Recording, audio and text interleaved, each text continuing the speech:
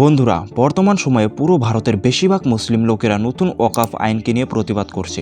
আর কিছু মুসলিম লোকের মতে এই নতুন ওয়াকফ আইন শুদ্ধ, আর কিছু মুসলিমদের মতে এই নতুন আইন মুসলিমদের জন্য ভালো নয়। কিন্তু বিজেপি সরকার বলে ওয়াকফ বোর্ড দিয়ে কেবল সেই মুসলিম লাভবান হচ্ছে যারা এই ওয়াকফ বোর্ডের সঙ্গে জড়িত আছে।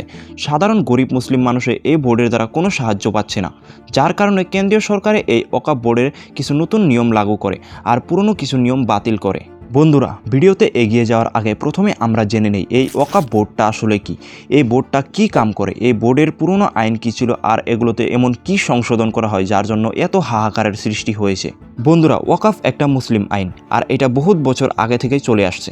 যদি কোনো ব্যক্তি নিজের সম্পত্তি রিলিজিয়ান পারপোজ বা আল্লাহের জন্য পার্মানেন্টলি দান করতে চায়, তাহলে সেই সম্পত্তিটা ওয়াকফ হয়ে যায়, আর যে এই সম্পত্তিটা দান করে সে ওয়াকিফ হয়ে যায়। কিন্তু আপনি যদি একবার নিজের সম্পত্তি এখানে দান করেন, তারপর এই সম্পত্তি আর ঘুরিয়ে নিতে পারবেন না। বন্ধুরা, এখন প্রশ্ন আসে, এই দান করা জমি সম্পত্তিগুলো কোখানে যায় আর এগুলো কী কামে ব্যবহার করা হয়? ওয়াকফ বোর্ডের ভারতের বেশিরভাগ স্টেটেই স্টেট ওয়াকফ বোর্ড থাকে, আর এই দান করা সম্পত্তি স্টেট ওয়াকফ বোর্ডে চলে যায়। স্টেট ওয়াকফ বোর্ড এই সম্পত্তি বা জমি মসজিদ, দরগা, কবর, মাদ্রাসা, গরিব মানুষকে আশ্রয় দেওয়ার জন্য ব্যবহার করে, আর এইগুলো থেকে লাভ হওয়ার টাকা গরিবদের সহায় বা ইসলামের ধার্মিক কামে ব্যবহার করে। বন্ধুরা, এখন আমরা আলোচনা করব ওয়াকফ বোর্ডের আগের নিয়মগুলো কী ছিল আর এখানে কি পরিবর্তন করা হয়। 1 নম্বর আইন ছিল ওয়াকফ বোর্ডে মুসলিমের বাইরে হিন্দু, জৈন, শিখ যে কোনো ধর্মের মানুষে এখানে নিজের সম্পত্তি দান করতে পারবেন। কিন্তু নতুন আইন মতে এখানে সেই লোকেই নিজের সম্পত্তি দান করতে পারবেন যারা মিনিমাম 5 বছর ধরে ইসলাম ধর্ম পালন করছে। 2 নম্বর আইন ছিল আপনি যদি কোনো জমি দান করেন সেটা ওয়াকফ হয়ে যাবে। দান করার জন্য আপনার কোনো জমির ডকুমেন্ট নামজারি করার দরকার নেই। অথবা কোনো জমিতে যদি একটা মসজিদ থাকে আর সেটা যদি বহুত বছর ধরে ওপেন থাকে, সেই জমিটা অটোমেটিকলি ওয়াকফ বোর্ডের আন্ডারে চলে যেত, সেই জমিটা যারই নামে হোক না কেন। কিন্তু নতুন আইন মতে জমির ডকুমেন্টে যদি জমিখিনি ওয়াকফ বোর্ডের নামে লেখা থাকে, তাহলে ওয়াকফ বোর্ড সেই জমিটা ব্যবহার করতে পারবে, আর যদি ওয়াকফ বোর্ডের নামে লেখা না থাকে তাহলে ব্যবহার করতে পারবে না। 3 নম্বর আইন ছিল সরকারি জমির উপরে। রিসেন্টলি হায়দ্রাবাদে ঔদ্যোগিক উন্নয়নের জন্য সরকারি ঘন একটা জঙ্গল কাটা আরম্ভ করেছে।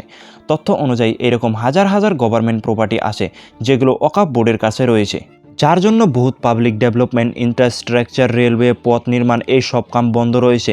বন্ধুরা, জঙ্গল ধ্বংস করার মতো সহজ কাম নয় ওয়াকফের কাছে থেকে জমিন ঘুরিয়ে নেওয়া, যার জন্য তারা জঙ্গল ধ্বংস করছে।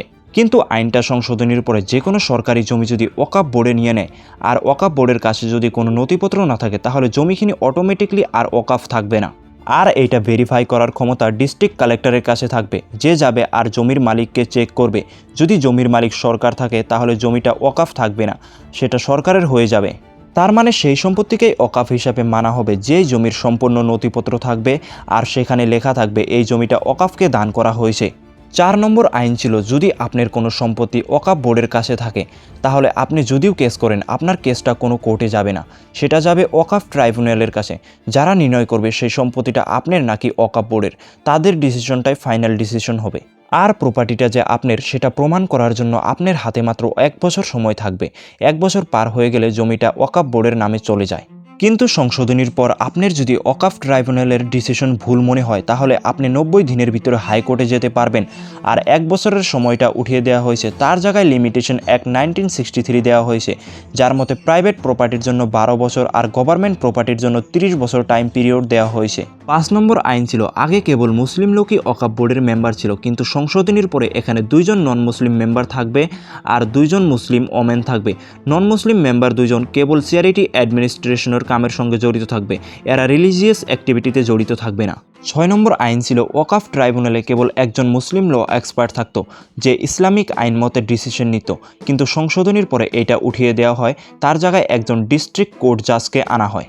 তো বন্ধুরা, ওয়াকফ বোর্ডের উপরে আলোচনা করলে আরও বহুত বলা যাবে, কিন্তু ভিডিওটা লং হয়ে যাবে আর আপনারা বোর ফিল করবেন, যার কারণে মেন টপিকগুলো আমি বলে দিয়েছি। আপনার মতে কি সেন্ট্রাল গভর্নমেন্টে করা সংশোধনী ওয়াকফ বোর্ডের জন্য ভালো হয়েছে নাকি খারাপ হয়েছে, কমেন্ট করে আমাদের জানাবেন। আর এই সেন্ট্রাল গভর্নমেন্টের ওয়াকফ বোর্ডের উপরে করা সংশোধনীর উপরে আপনার কী রায়, কমেন্ট করে আমাদের জানাবেন। তো বন্ধুরা, আজকের জন্য এইখানেই। আর ভিডিওটা যদি ভালো লাগে ভিডিওতে একটা লাইক আর চ্যানেলটাকে সাবস্ক্রাইব করবেন।